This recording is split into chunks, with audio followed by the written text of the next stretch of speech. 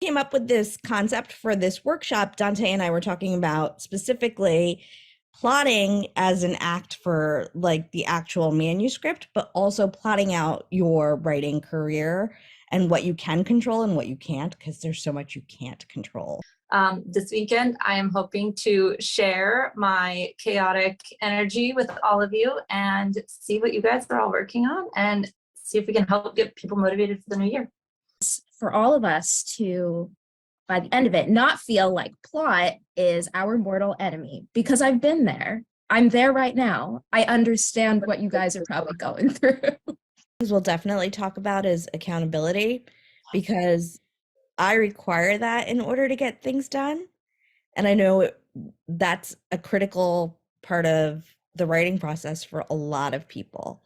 And sometimes if you don't have community when you're writing, it's easy to give up because you don't have somebody, you don't have stakes, you don't have consequences in your writing life, essentially.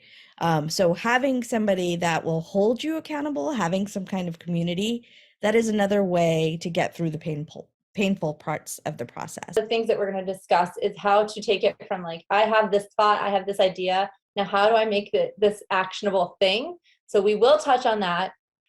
For me, I have 4 kids. If I don't plot it out, if I don't write it out, it will never happen. Sometimes planning it out like that seems chaotic. It seems silly, right? This is art. We should be able to just like, sit down and bleed our words and it comes up, with flowers and a book deal. But that's not how it works. There's a whole process involved and it's arduous and exhausting. But it's a process.